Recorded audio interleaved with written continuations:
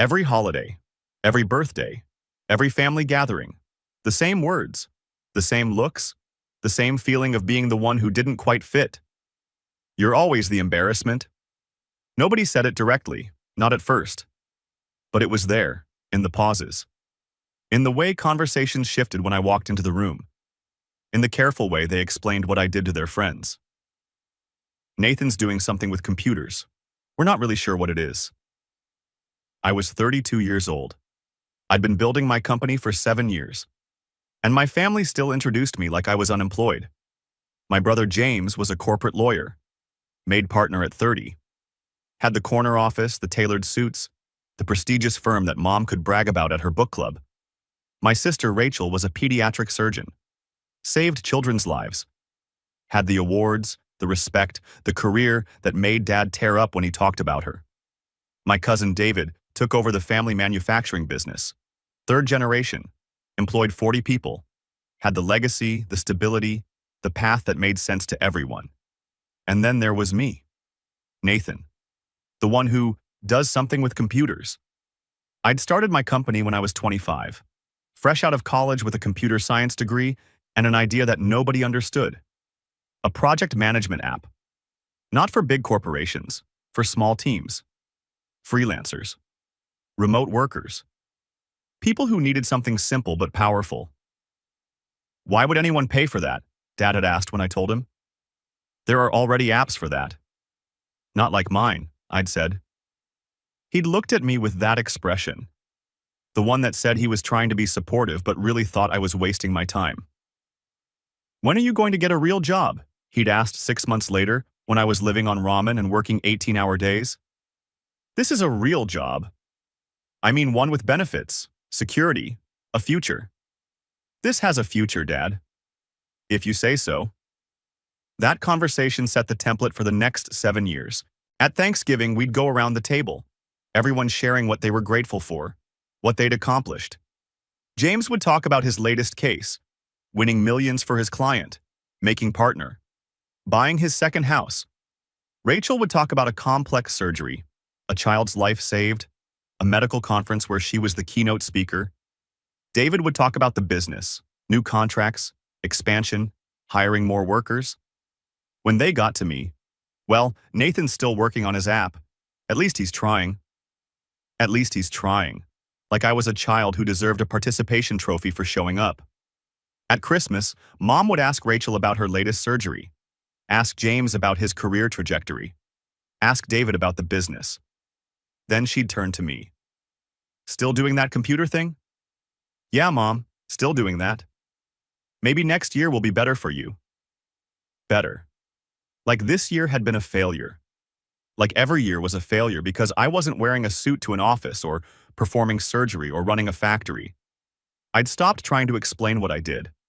Stopped trying to make them understand that my app had users, that it was growing, that I was building something real. Because every time I tried, I could see it in their eyes. The polite disinterest, the subtle disappointment, the unspoken question, when are you going to do something we can be proud of? Easter dinner, I sat at the end of the table, the spot they always saved for me.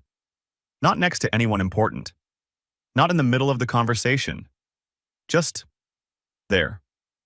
Uncle Rick, Dad's brother, was holding court, talking about James's latest victory in court, about Rachel's promotion to chief of pediatric surgery, about David's business expansion into 3 new states. I'm so proud of all of you, he said, raising his glass. Look at what this family has accomplished. He gestured to James, to Rachel, to David.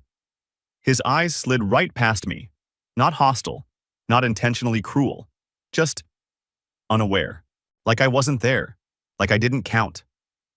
I smiled, nodded, sipped my wine, and felt that familiar ache, the one I'd been feeling since I was 25, the ache of being invisible in your own family. Then came Uncle Rick's 60th birthday party. Big event, rented venue, catering, open bar, 100 people, extended family, friends, colleagues. I almost didn't go, made up 3 different excuses in my head. But Mom had called. You have to come, Nathan, it's family. Rick would be disappointed if you weren't there. Would he? I wasn't sure Rick would notice if I wasn't there. But I went anyway. Wore my best button-down shirt. Not a suit. I didn't own a suit that fit anymore. Hadn't needed one. I arrived at 7. The party was already in full swing. James was there with his wife, surrounded by people wanting to hear about his latest case. Rachel was there with her husband, talking to a group about a groundbreaking surgery she'd performed. David was there with his fiancée, discussing business expansion with Uncle Rick's friends. I grabbed a beer and found a corner. Around 8, Uncle Rick stood up, clinked his glass, called for everyone's attention. "I want to make a toast," he said, his voice carrying across the room. "To my family, to my successful nieces and nephews. Look at what they've accomplished." He gestured broadly. At James, at Rachel, at David. James, making partner before 35. Rachel, saving lives every day. David, taking our family business to new heights. I couldn't be prouder. Everyone clapped, cheered, raised their glasses. Rick's eyes swept the room, landed on me for half a second, moved on. He didn't mention me, not even in passing, just skipped right over me, like I wasn't part of the family's success story. After the toast, James stood up, gave a speech about family values and hard work, about how Uncle Rick had taught him to never give up, to always strive for excellence. Everyone nodded, applauded. Rachel went next, talked about following your dreams, about how Uncle Rick had supported her through medical school, had believed in her. More applause. David thanked Rick for mentoring him, for teaching him the business, for trusting him with the family legacy. Standing ovation. Nobody asked me to say anything. Nobody looked at me expectantly. I was just there, in the corner, holding my beer, watching. After the speeches, I was standing alone near the bar when Aunt Linda walked past. Rick's wife. My aunt. Someone I'd known my entire life. She stopped, smiled at me. That sympathetic smile people give when they feel sorry for you. "You know, Nathan," she said, her voice gentle, almost kind. "It's okay that you're not successful like them. Every family has one. The embarrassment." She patted my shoulder. "Don't feel bad about it. We still love you." Then she walked away.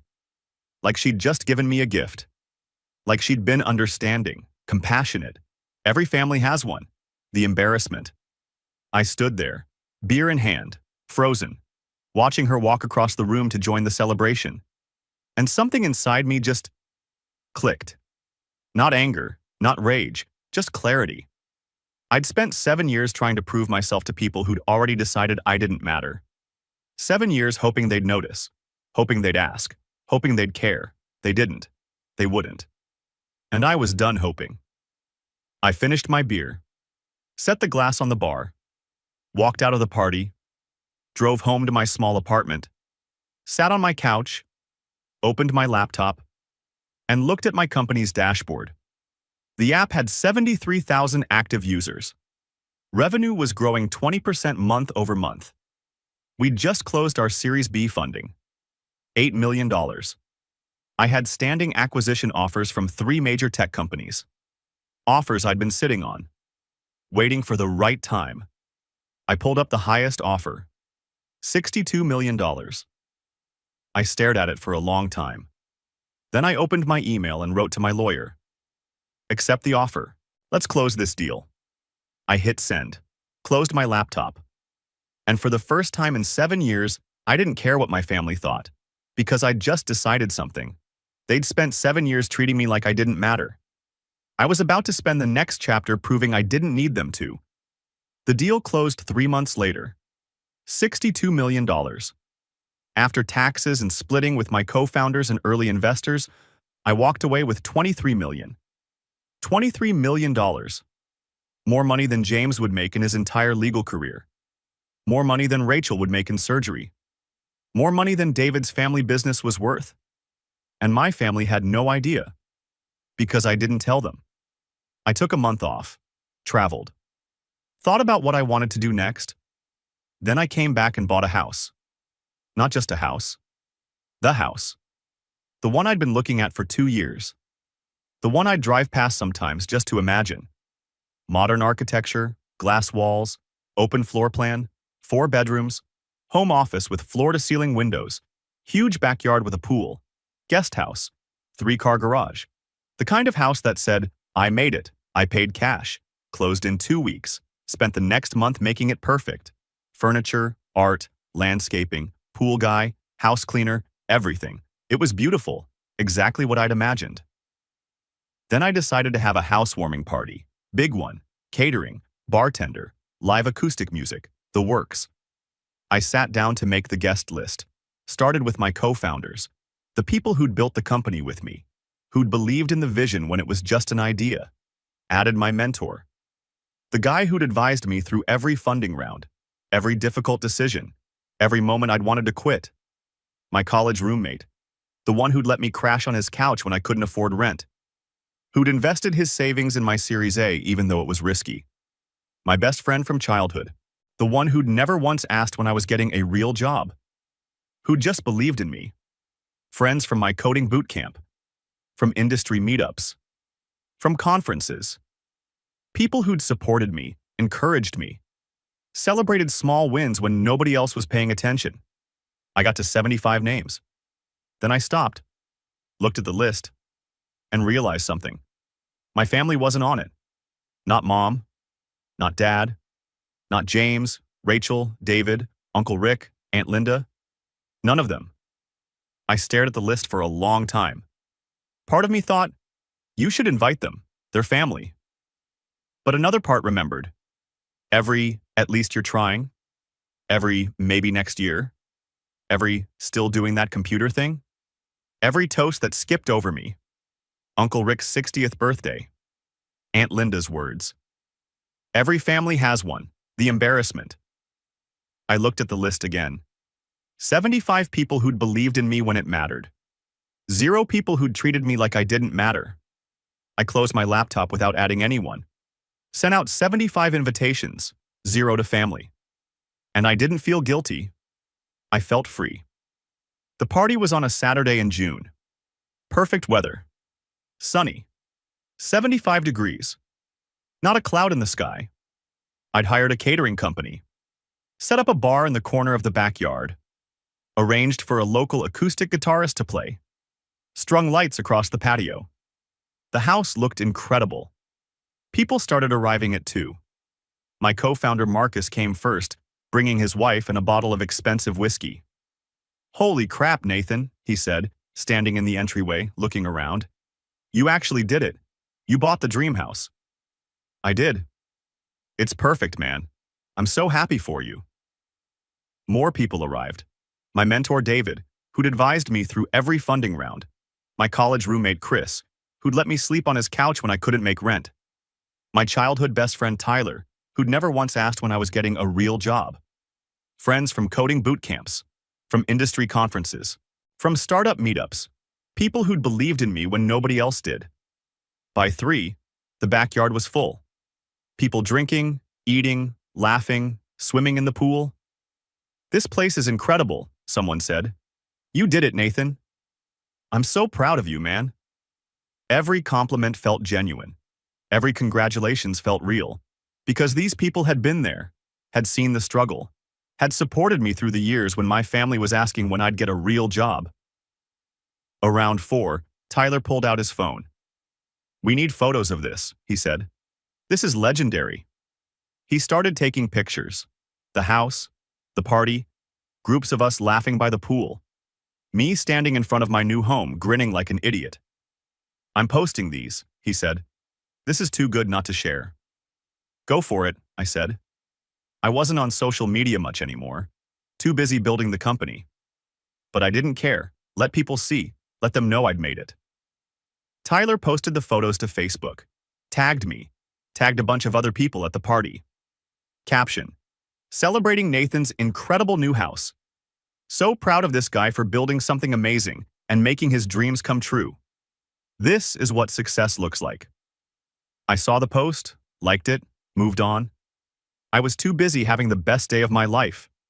We ate catered food, drank good beer and wine, The guitarist played covers of songs we all knew. Someone jumped in the pool fully clothed. Someone else started a game of cornhole. It was perfect. Everything I'd wanted, everything I'd worked for. Around 6, my phone started buzzing.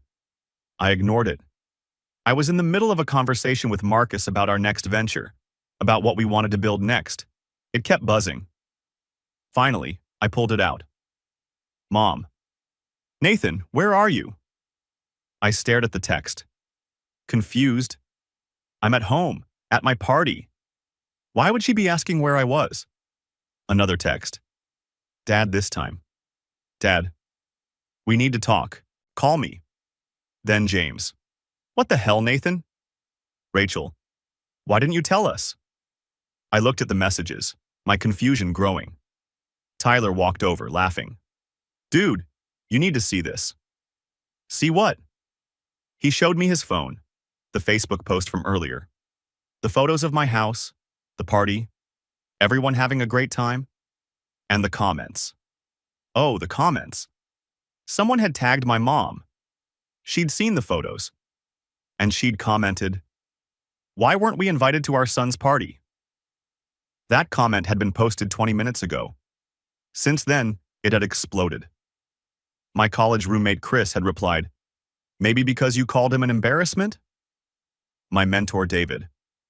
I've known Nathan for 6 years. He's told me multiple times how his family never supported what he was building. Maybe that's why. Marcus, my co-founder. I remember Thanksgiving 3 years ago when Nathan told me his dad asked when he was getting a real job. This is a real job, and he crushed it. My friend from a coding boot camp. Didn't his uncle toast everyone except him at that birthday party? I heard about that. That was brutal. Tyler. Maybe don't call someone an embarrassment and then expect an invitation. Just a thought. The comments kept coming. Someone had posted a screenshot. A text thread from a family group chat I'd left years ago. I didn't even know someone had saved it. It was Mom, Dad, James, Rachel, Uncle Rick, and Aunt Linda discussing me. James. Nathan's still doing that app thing. How long is he going to keep pretending it's a real career? Mom. I just worry about him. He's wasting his potential. Aunt Linda. Every family has one.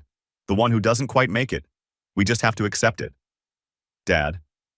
I wish he'd just get a stable job, something we could be proud of. The screenshot was there. Public. In the comments of Tyler's Facebook post. For everyone to see. More comments poured in from people I knew, people who'd supported me over the years. This house says otherwise. Looks like the embarrassment is doing just fine. Maybe you should have supported him when it mattered instead of dismissing him for 7 years. He surrounded himself with people who actually believed in him. That's smart. This is what happens when you treat family like they don't matter. Aunt Linda tried to comment. We always loved Nathan. This is all a misunderstanding. We're very proud of him.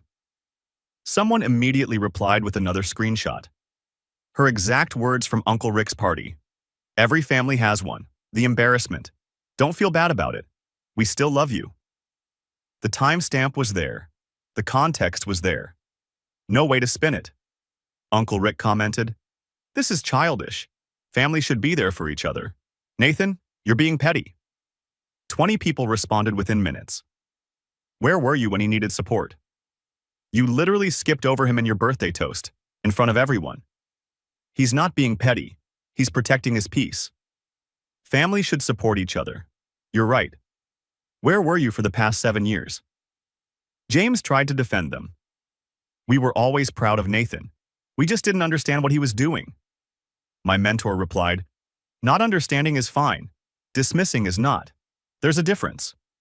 Tyler added, you had 7 years to ask, to try to understand. You chose not to. Rachel posted, Nathan, we love you. We're so happy for you. We just wish we could have celebrated together. Marcus responded, you had multiple chances to celebrate with him. At every holiday, every gathering. You chose to make him feel like a failure instead. Chris replied, remember when your mom said, maybe next year will be better for you at Christmas? Like every year was a disappointment? I was there. I heard it. The comments were brutal, honest, public. Everything my family had said and done over the years was being laid bare, and they couldn't control the narrative. My phone was exploding. Text messages, calls, voicemails. Mom. Nathan, take down that post. Dad. People are saying horrible things about us. Make them stop. James. You're making us look bad. This is embarrassing. Rachel. Please call me. We need to talk about this. Uncle Rick. You owe us an apology. This is unacceptable. Aunt Linda. How could you do this to us? I read every message, listened to the voicemails. Mom crying, Dad angry. James demanding I fix this. Then I turned off my phone, put it in my pocket, walked back outside to my party. Marcus saw my face. You okay? Yeah, I said. I'm perfect. Family freaking out? Yep. Want to leave? Deal with it? I looked around, at my house, at my friends, at people who'd been there for me when my family wasn't. No, I said. I want to celebrate. I raised my beer. Hey everyone, can I get your attention for a second? The backyard quieted. People turned to look at me. I just want to say thank you, to all of you, for being here, for supporting me over the years, for believing in me when it would have been easier to doubt. You're my real family, and I'm grateful for every single one of you. People cheered, raised their glasses. To Nathan, Tyler shouted. To success, Marcus added. To surrounding yourself with people who actually give a damn, Chris yelled. Everyone laughed, drank, celebrated. And I felt lighter than I had in years, because I'd finally stopped caring what my family thought. The party went until midnight. People left slowly, hugging me goodbye, telling me they were proud. Tyler was one of the last to leave. That Facebook thing is insane, he said. It's gone viral, like actually viral. What do you mean? He showed me his phone. The post had 4,000 reactions, 800 comments, shared over 200 times. Local news picked it up, he said. There's an article. Man throws party, excludes family who called him embarrassment. Internet responds. I stared at the headline. Holy crap. Yeah, you're famous now, in the best way. People are on your side. Like, overwhelmingly on your side. My family's going to lose their minds. They already have. Have you checked the family group chat? I'm not in it anymore. Someone leaked screenshots to me. He showed me his phone. A group chat titled Family, Mom, Dad, James, Rachel, David, Uncle Rick, Aunt Linda. All of them. Planning damage control. Discussing how to fix their image. Talking about calling me. Demanding I make a statement. Asking me to take down the post. Not once did anyone say, maybe we were wrong. Not once did anyone apologize for how they'd treated me. They were just upset about looking bad. Not about being bad. They're not going to change, Tyler said quietly. You know that, right? Yeah, I said. I know. Good. Because you don't need them. You never did. After Tyler left, I sat on my back porch. Alone. Looking at my house, my pool, my backyard. Everything I'd built. Without their help. Without their support. Without their approval. I'd done it anyway. And they'd missed it. Not because I'd hidden it, but because they'd never bothered to look. I turned my phone back on. 17 new voicemails. 43 text messages. I deleted them all without reading or listening. Opened Facebook. The post had grown. 5,000 reactions now. Over 1,000 comments. People I didn't know were weighing in. This is what happens when you treat family like they don't matter. Good for him. Surround yourself with people who lift you up, not tear you down.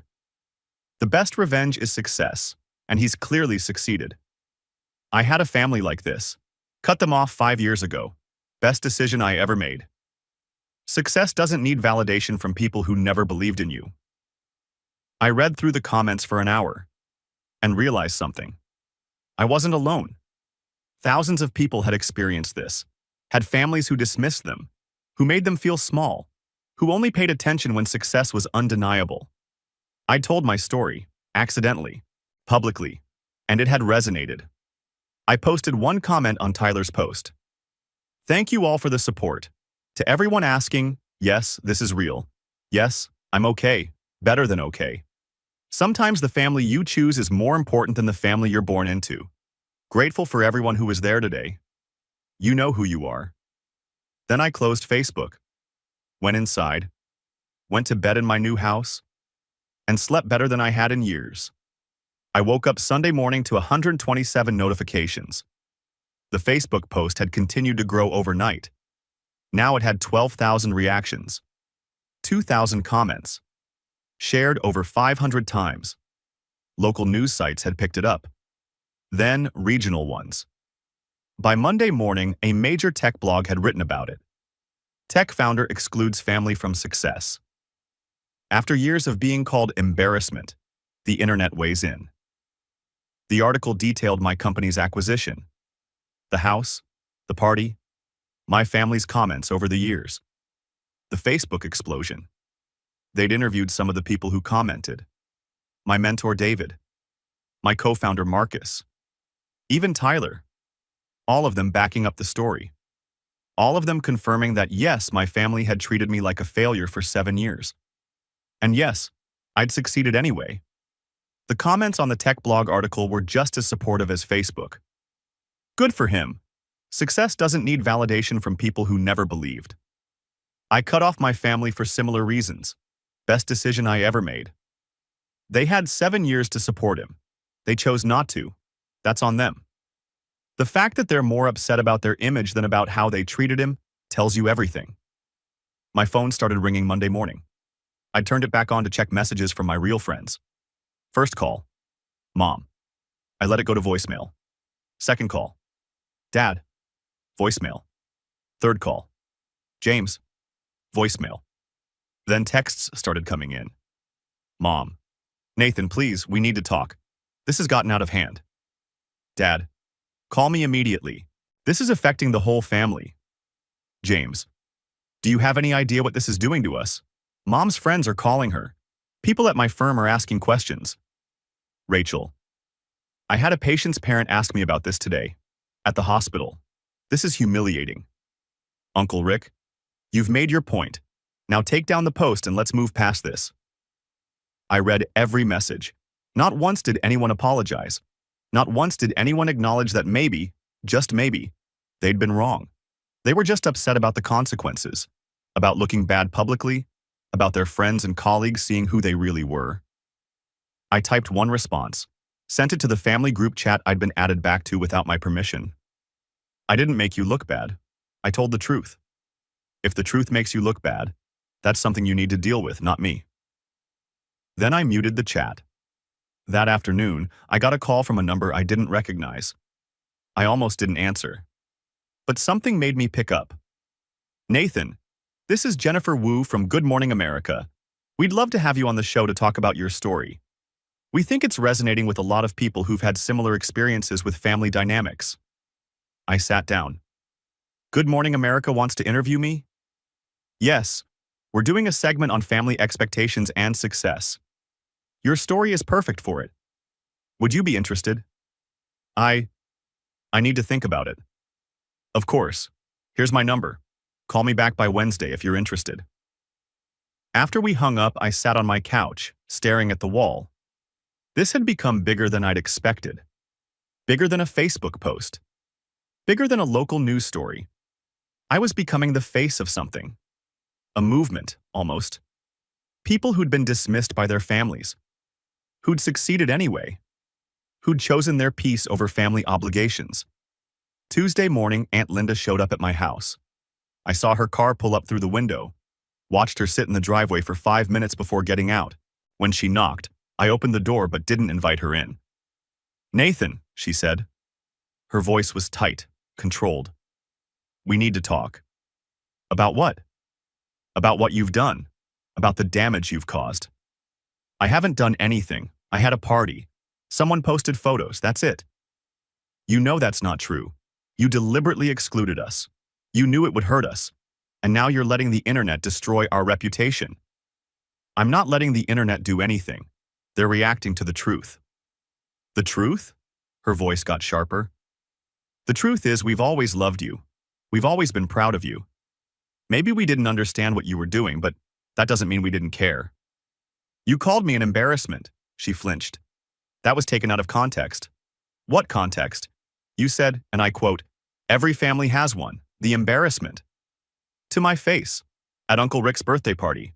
How is that out of context? I was trying to make you feel better. By calling me an embarrassment? How does that make anyone feel better? You're twisting my words. No, I'm repeating them. Exactly as you said them. The only difference is now everyone knows. She stood there, mouth opening and closing, looking for an angle. A way to make this my fault. You need to make a statement, she said finally.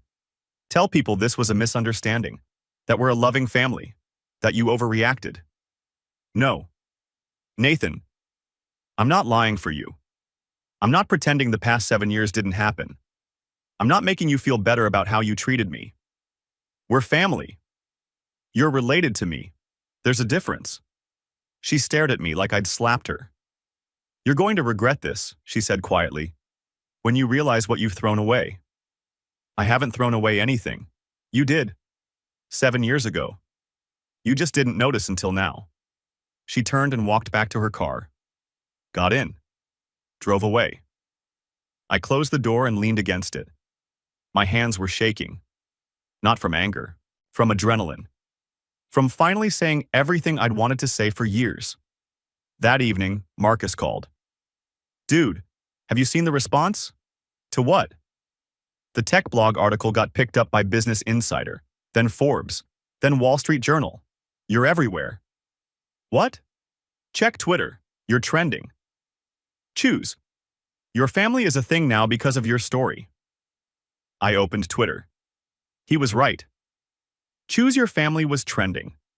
Thousands of people sharing their own stories, about families who dismissed them, about succeeding anyway, about choosing the people who actually supported them. My story had become a rallying cry. People were posting photos of their own chosen families, their friends, their mentors, the people who believed in them when blood relatives didn't. This is insane, I said. It's resonating, Marcus said, because it's real. How many people have families like yours? Who make them feel like failures? Who only care when success is undeniable? A lot, apparently. I didn't mean for this to happen, but it did. And now you have a choice. You can hide from it, or you can own it.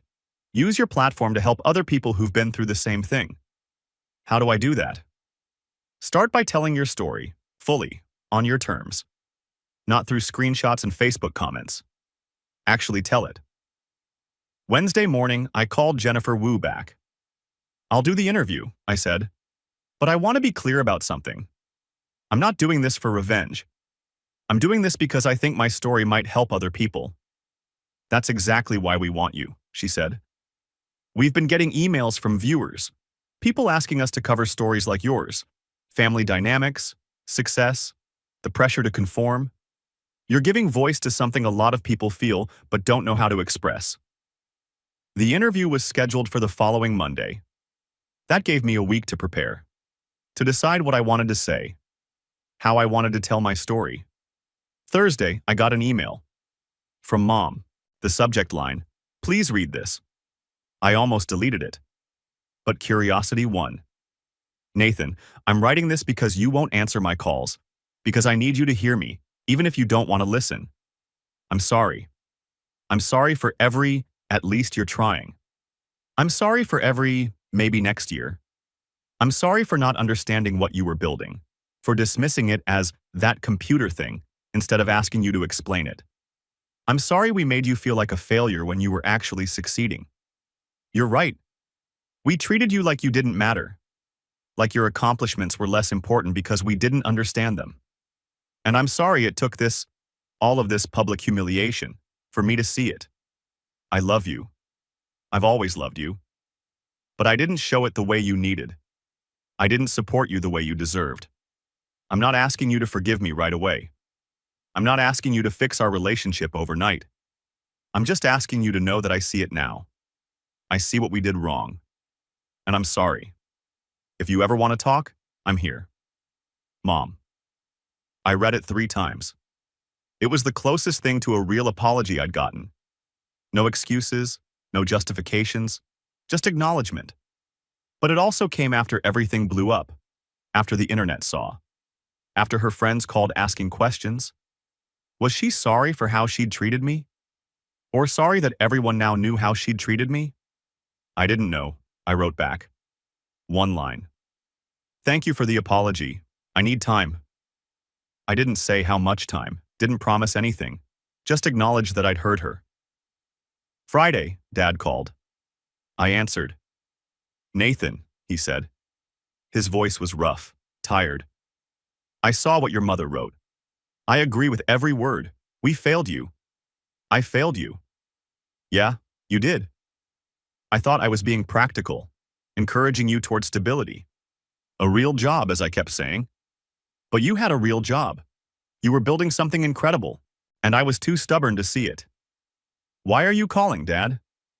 Because I owe you an apology, face to face if you'll let me, but right now, over the phone because I can't wait any longer. I'm sorry for everything, for making you feel like you weren't enough, for comparing you to James and Rachel and David, for not celebrating you the way I should have. His voice broke. You bought your dream house.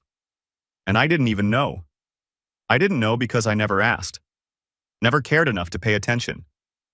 I'm proud of you, Nathan. I should have said that 7 years ago. I should have said it every day since. I'm sorry I didn't. I sat in silence, processing. I appreciate you saying that, I finally said. Can we talk? In person? I want to see the house, want to hear about what you built, want to actually listen instead of dismissing. Not yet, but maybe soon. Okay, I'll wait. However long it takes. After we hung up, I sat on my couch for a long time. They were apologizing. Really apologizing. But 7 years of hurt doesn't disappear with sorry. 7 years of feeling invisible doesn't vanish with one conversation. Saturday, I met Tyler for coffee.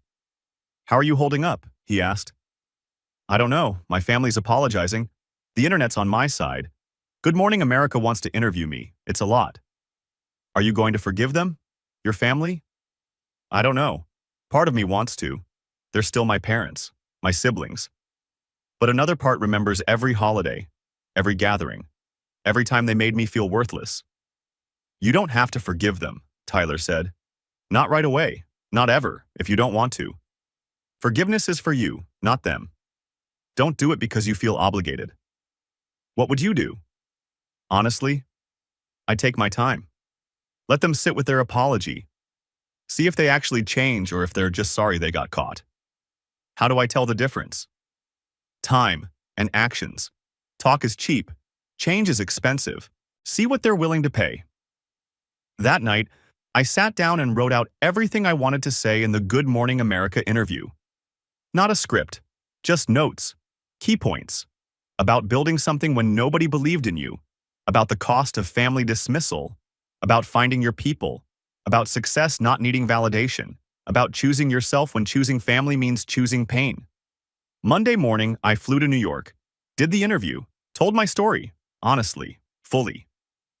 Jennifer Wu was compassionate, asked hard questions, but gave me space to answer. Do you think you'll ever reconcile with your family? I don't know, I said. They've apologized. That matters. But apologies don't erase 7 years of hurt. I need time. I need to see if they actually change or if they're just managing their image. What would you say to people watching who've experienced something similar? That you're not alone. That you're not wrong for protecting your peace. That family should support you, and if they don't, it's okay to find people who will. Success doesn't need their approval. You don't need their approval. The interview aired Wednesday morning. Within an hour, it had been viewed 2 million times online. The comments were overwhelming. This made me cry. I've been the family embarrassment my whole life. I needed to hear this. Thank you for having the courage to tell your story. Cutting off toxic family was the hardest and best decision I ever made. Your success is the best revenge. You didn't need them. You proved that. My phone buzzed. Text from Mom. I watched your interview. I understand why you need time. Take all the time you need. I love you. No demands, no guilt, just acceptance. Maybe that was progress. Maybe that was a change. Time would tell. 3 months after the interview, life started to feel normal again. The media attention faded. The Facebook posts stopped getting new comments. Twitter moved on to the next trending topic, but the impact remained.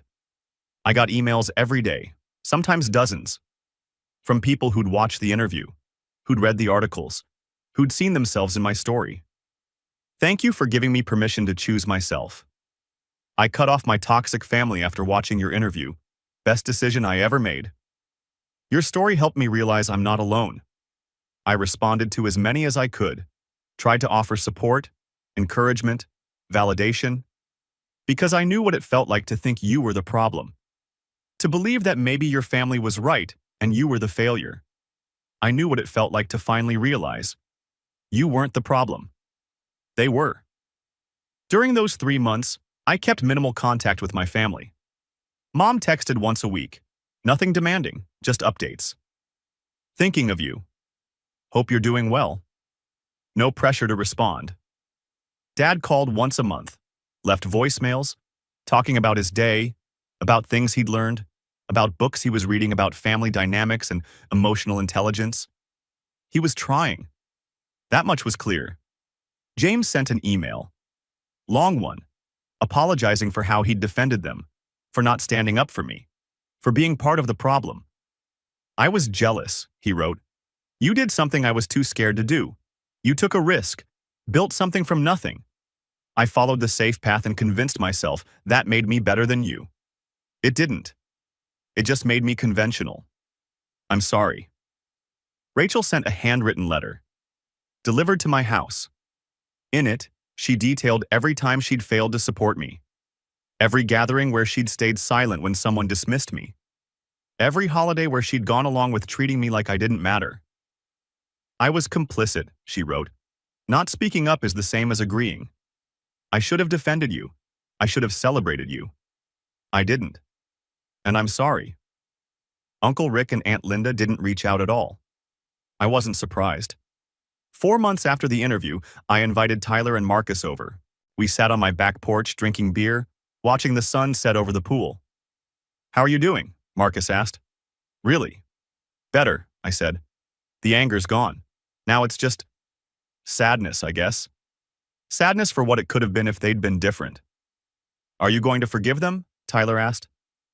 I think so, eventually. But forgiveness doesn't mean forgetting. Doesn't mean going back to how things were. What does it mean then? It means moving forward without the weight of resentment. It means acknowledging they're trying without pretending the past didn't happen. That's healthy, Marcus said. More healthy than I'd be.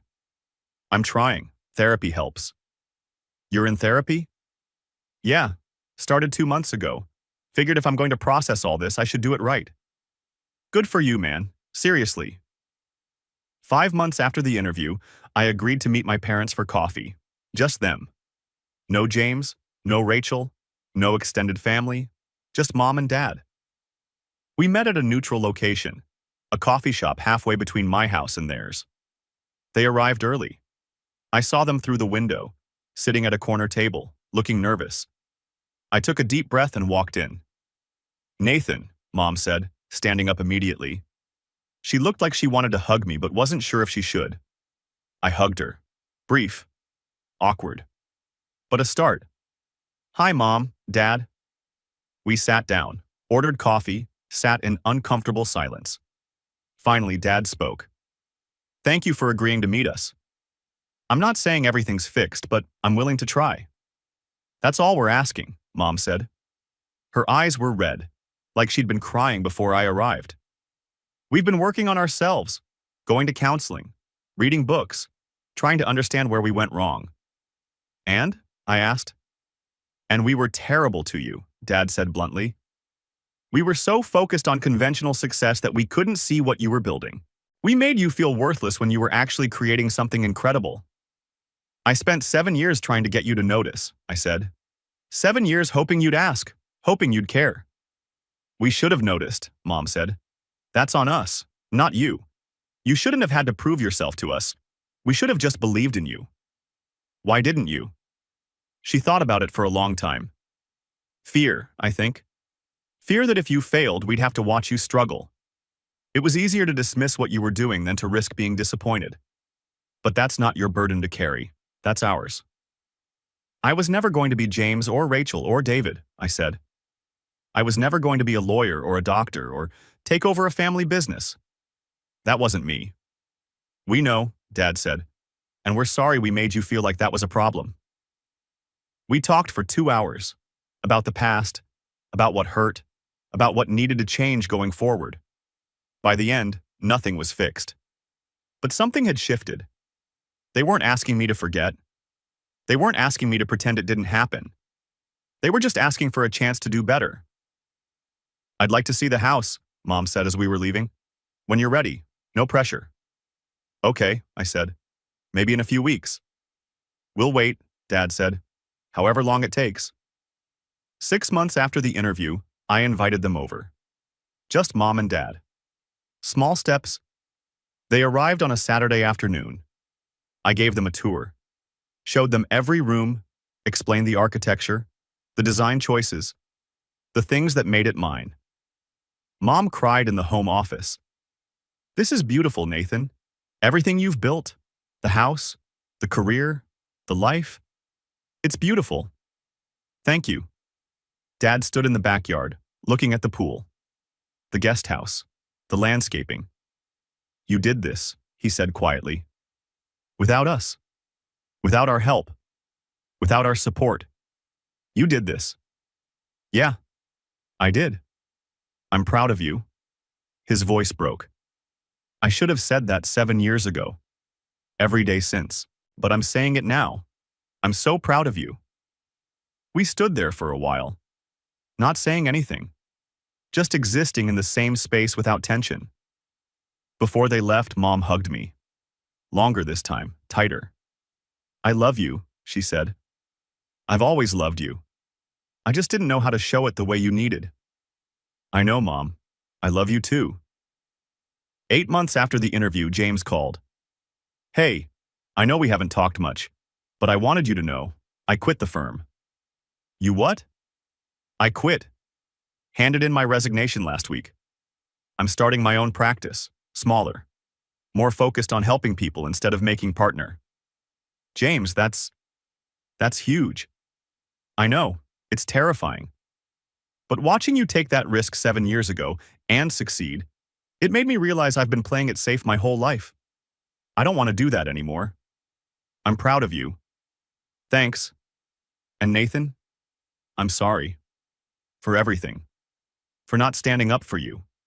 For being part of the problem. You deserved better from me. I appreciate that. Think we could grab dinner sometime, just us? I want to hear about what you're working on now. Really hear it. Not just nod along like I understand. Yeah, I'd like that. 10 months after the interview, Rachel invited me to her daughter's birthday party. My niece. 4 years old. I'd barely seen her over the years because family gatherings had become so toxic. I know it's a lot to ask, Rachel said on the phone, but Sophia keeps asking about her Uncle Nathan. She saw photos of your house and thinks you're the coolest person ever. I laughed. She does? Yeah, please come. I want her to actually know you, not just know of you. I went. Brought a present. Played with the kids. Talked with Rachel and her husband like adults instead of adversaries. It was nice. Normal. The way family should be. 1 year after the interview, I hosted Thanksgiving at my house. Not the whole family. Just the people who'd put in the work. Mom, Dad, James, Rachel, and their families. Tyler came too. And Marcus. And a few other friends who'd been there from the beginning. Mixing chosen family with blood family. Creating something new. Before dinner, I stood up to make a toast. A year ago, I had a housewarming party. I invited 75 people. None of them were family. That decision went viral. Became this whole thing. Changed my life. Everyone listened quietly. I don't regret that decision. I needed to protect myself. Needed to show that I didn't need validation from people who'd spent years making me feel worthless. But I learned something this year. that people can change, that apologies can be real. That family isn't about being perfect. It's about being willing to do the work. I looked at my parents, at James and Rachel. Thank you for doing the work, for going to therapy, for actually listening, for trying to understand instead of dismiss. It doesn't erase the past, but it creates a different future. Mom was crying. Dad had his arm around her. To growth, I said, raising my glass. To second chances. To chosen family and blood family coexisting. To all of us being better. Everyone raised their glasses. To Nathan, Tyler added, for having the courage to tell his story, and for teaching us all that it's okay to choose yourself. We ate, we laughed, we told stories. And for the first time in years, I felt like I belonged at a family gathering. Not because I'd conformed, not because I'd become what they wanted, but because they'd finally learned to accept who I'd always been. After everyone left, I sat on my back porch, alone with my thoughts. The house was quiet. The pool lights reflected on the water. Stars filled the sky. I thought about the past year, about going viral, about the interview, about the emails from strangers, about my family's apologies and my decision to give them another chance. I pulled out my phone, opened Facebook, found Tyler's original post from a year ago, the one that had started everything. I read through the comments again, thousands of them, people supporting me, people sharing their own stories, people finding strength in knowing they weren't alone. I typed a new comment. 1 year later. A lot has happened since this party. I've learned that healing isn't linear, that forgiveness doesn't mean forgetting, that family can change if they're willing to do the work, and that the people who supported me when it mattered will always be my real family, whether they're blood or chosen. Thank you all for your support, for your stories, for helping me realize I wasn't alone. We're all just trying our best. Sometimes that means protecting ourselves. Sometimes it means giving second chances. Both are okay. Trust yourself to know which one you need. I posted it, closed the app, put my phone away. The comment would probably get buried. Nobody was reading that old post anymore. But it didn't matter, because I wasn't posting it for them. I was posting it for me. A marker of growth, of healing, of choosing a different path. I stood up, walked through my house, my beautiful, hard-earned dream house. Every room represented something I'd built without their approval. Every piece of furniture was a choice I'd made without their input. Every photo on the wall was a memory they hadn't been part of. And that was okay. Because I'd built this life, this success, this peace. They'd missed it. But they were here now. And that was enough. Not perfect, but enough. Some families never change. Some apologies never come. But mine did. And I chose to accept that. To move forward. To create something new while honoring what I'd learned. The embarrassment had become the success story. The dismissal had become validation. The family that didn't believe had learned to believe. And the man they'd underestimated had proven, to himself more than anyone, that he never needed their approval to succeed. He just needed his own. And that, I'd learned, was the greatest gift of all.